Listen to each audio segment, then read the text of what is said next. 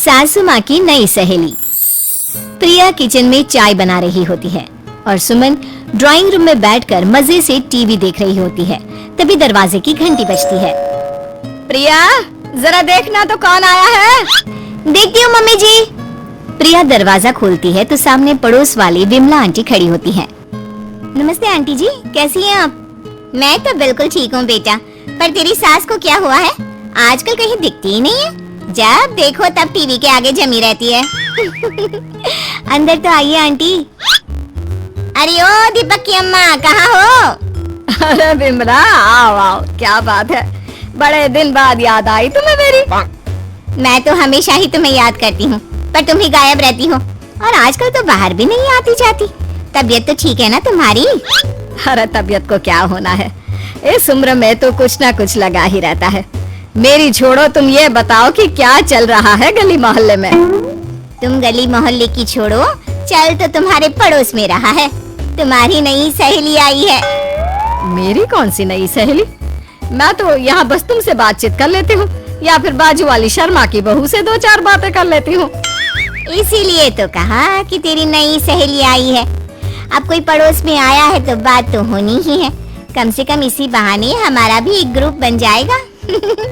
फिर सब मिलकर अपनी बहुओं की शिकायतें किया करेंगे। दोनों हंसने लगते हैं। तभी प्रिया चाय लेकर आती है और सामने टेबल पर रख देती है। दोनों चाय पीती हैं और बातें करते हैं। चलो मैं चलती हूँ, अब कल मिलते हैं। राम राम। अगले दिन प्रिया किचन में कुछ काम कर रही होती है और सुमन आराम से सोफे पर बैठकर मटर छिल रही होती है। तभी डोरबेल बजती है। प्रिया दरवाजा खोलती है तो सामने उनकी नई पड़ोसन खड़ी होती है। जी आप कौन? मैंने पहचाना नहीं। नमस्ते बेटा, मैं शारदा, आपके बगल वाले घर में अभी 2-4 दिन पहले ही शिफ्ट हुए हैं। ओह अच्छा अच्छा अच्छा, नमस्ते आंटी, अंदर आइए ना आप। देखिए तो मम्मी जी, आज कौन आया है। इतना कहकर प्रिया किचन में चाय बनाने चली जाती है। नई पड़ोसन को घर पे देखकर सुमन थोड़ा हैरान हो जाती है। नमस्ते बहन जी, मैं शारदा, आपकी नई पड़ोसन। अच्छा अच्छा, आप हैं हमारी नई पड़ोसन। आइए आइए, और बताइए कैसी हैं आप? जी बिल्कुल ठीक हूँ। वो दरअसल घर पर छोटी सी पूजा रखवाई थी, बस उसी का प्रसाद देने चली आई। सोचा इसी बहाने नए पड़ोसियों से भी मुलाकात हो जाएगी। ये तो बहुत अच्छा सोचा आपने। सुमन प्रिया को आवाज लगाती है। अरे ओ बहू, जरा चाय पानी का तो आके पूछ लो। ये आजकल की बहुएं भी ना, जब तक बोलो नहीं तब तक कुछ नहीं करेंगी। आई मम्मी जी। प्रिया चाय लेकर आती है। दोनों बैठकर चाय पीती हैं और खूब सारी बातें करती हैं। अच्छा बहन जी, अब मैं चलती हूँ, फिर मिलते हैं। अब तो आना जाना लगा ही रहेगा। शारदा के जाने के बाद प्रिया किचन से बाहर आती है।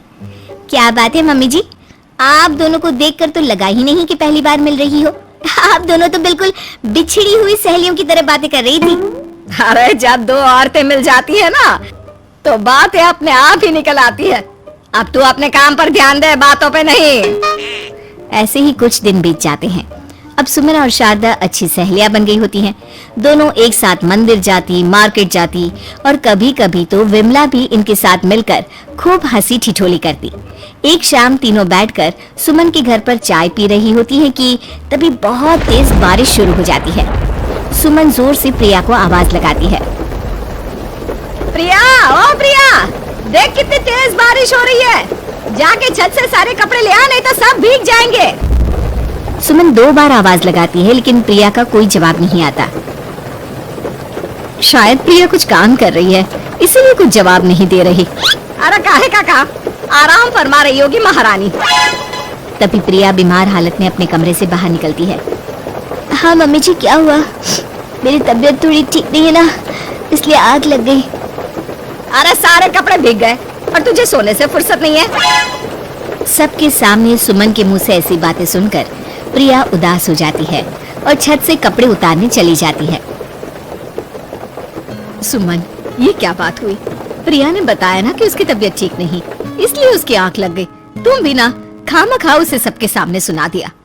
अरे आप नहीं जानती शारदा जी, कुछ बहुएं ना बहुत आलसी होती है, घर का एक काम नहीं करना चाहती। ऐसा नहीं है सुमन, तुम्हारी बहू तो बहुत प्यारी है, तुम्हारी सारी बात भी तो मानती है।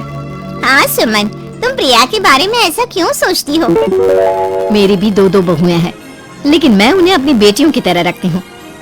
आखिर वो भी तो किसी की बेटियां ही है ना। और अगर तुम ऐसा ही व्यवहार करोगी तो एक दिन प्रिया भी तुम्हारे साथ ऐसा ही बर्ताव करेगी। शारदा और विमला की बातें सुनकर सुमन की तो बोलती बंद हो जाती है। वहीं प्रिया भी बाहर से सारी बातें सुन रही होती है। अरे मैं कोई उसकी दुश्मन थोड़ी ना हूँ, मैं भी उसकी माँ हूँ, लेकिन कभी कभी सास बनना पड़ता है, नहीं तो बहुएं हाथ से निकल जाती है। देखो सुमन, ये सब सोच का फर्क है। अगर तुम ये सोचोगी तो कभी प्रिया को अपनी बेटी नहीं बना पाओगी। इतना कहकर शारदा और विमला वहाँ से चली जाती हैं और सुमन अकेले बैठकर उनकी बातें सोचने लगती है। अगले दिन प्रिया और दीपक अपने कमरे में बैठकर बात कर रहे होते हैं और सुमन उनके कमरे के बाहर कुछ काम कर रही होती है और उन दोनों की बातें सुन लेती है। दीपक, तुम्हें पता है हमारे पड़ोस में जो शारदा आंटी है ना, बहुत अच्छी है। अच्छा, ऐसा क्या हो गया जो तुम्हें वो इतनी अच्छी लगने लग गई? कुछ खास नहीं, बस कल जब मम्मी जी मुझे सबके सामने सुना रही थी तो शारदा आंटी ने मेरा साथ दिया। मैं तो सच में हैरान ही रह गई थी जब उन्होंने मम्मी जी को मुझसे ऐसा बर्ताव करने के लिए मना किया। अच्छा, फिर क्या हुआ? होना क्या था, शारदा आंटी तो मम्मी जी को समझा ही रही थी कि बहू को भी बेटी की तरह ही रखना चाहिए, लेकिन मम्मी जी तो मम्मी जी है ना, उन्हें तो मुझ में हमेशा कमी ही दिखती है। काश मुझे भी शारदा आंटी जैसी सास मिली होती जो मुझे भी अपनी बेटी जैसी समझती। सुमन ये सब सुनकर बहुत उदास हो जाती है और वहाँ से चली जाती है। प्रिया की बातें सुमन के कानों में बार बार गूंज रही थी। उसे बहुत शर्मिंदगी महसूस हो रही थी कि उसने प्रिया के साथ बहुत गलत किया है। अगले दिन सुमन शारदा और विमला को बुलाती है। क्या बात है सुमन, आज तूने ऐसे अचानक क्यों बुलाया? सब ठीक तो है ना? हाँ हाँ, सब ठीक है, तुम दोनों बैठो तो सही। तब तक दीपक और उसके पापा भी आ जाते हैं। प्रिया, तुम भी आ जाओ। क्या हुआ मम्मी जी, आपने बुलाया? हाँ प्रिया बेटा, मैं आज सबके सामने तुमसे माफी मांगना चाहती हूँ।